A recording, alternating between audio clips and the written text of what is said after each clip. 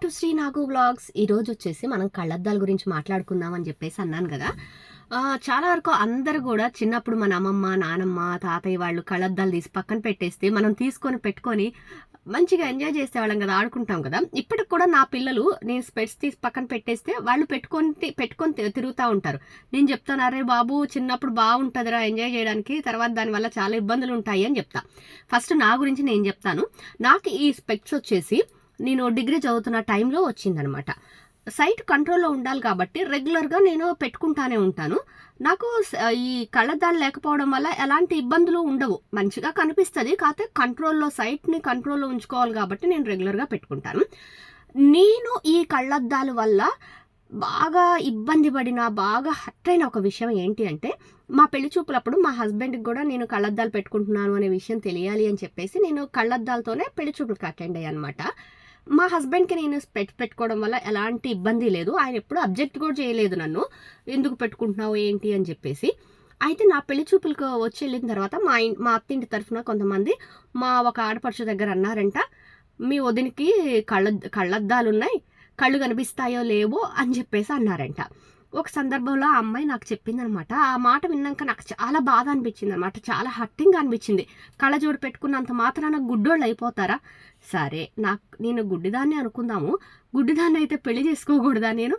అలాంటి మాటలు ఎట్లా మాట్లాడతారు? మినిమం నాలెడ్జ్ ఉండాలి కదా. కళ్ళజోడు పెట్టుకుంటే ఇంకేమీ ఉండదు అని చెప్పేసి ఎట్లా అనుకుంటారు చెప్పండి?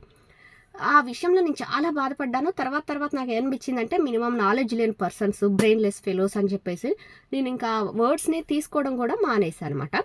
అయితే రాను కొన్ని సంవత్సరాల తర్వాత వాళ్ళ పిల్లలకు కూడా స్పెట్స్ వచ్చింది. నన్ను ఈజీగా కళ్ళద్దాలు పెట్టుకుంది, కళ్ళు కనబడవేమో అన్న మాటని వాళ్ళ పిల్లలతో అయితే వాళ్ళు అనగలుగుతారా? అనరు కదా.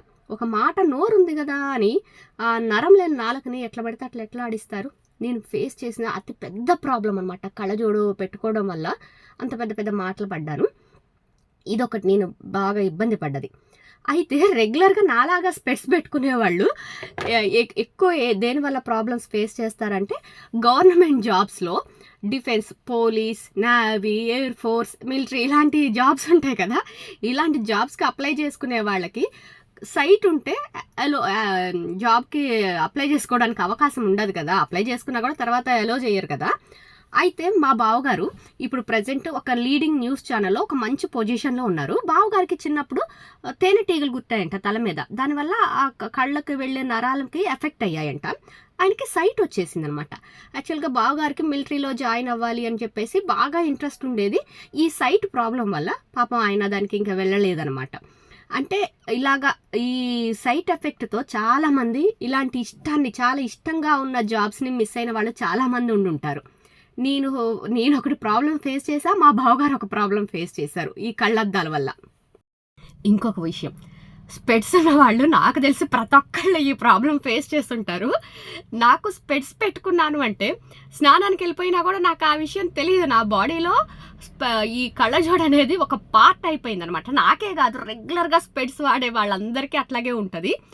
నేను ఒక్కొక్కసారి అలాగే స్నానానికి వెళ్ళిపోతా, వాటర్ పోసుకున్న తర్వాత స్పెట్స్ ఉందనే విషయం అర్థమవుతుంది అనమాట. అలాగే నిద్రపోతూ ఉంటాము, స్పెట్స్ పెట్టుకొని అలాగే పడుకుంటాము. అలా స్పెట్స్ ఇరిగిన సందర్భాలు కూడా ఉన్నాయన్నమాట. మా చిన్నోడు వచ్చి టపీ మన మొహం మీద పెట్టి కొడతాడు, అప్పుడు ముక్కుకి తగిలుతుంది, భరించలేని నొప్పి వస్తుంది. ఈ స్పెట్స్ ఏంట్రా బాబు అనిపిస్తుంది. పిల్లల్ని ముద్దాడుకోవడానికి కూడా ఈ స్పెట్స్ అడ్డం ఏంటి అనిపిస్తుంది. నాకు తెలిసి స్నానం, నిద్ర అనేవి రెగ్యులర్గా స్పెట్స్ పెట్టుకునే వాళ్ళు కామన్గా ఫేస్ చేసే ప్రాబ్లమ్స్ అనమాట.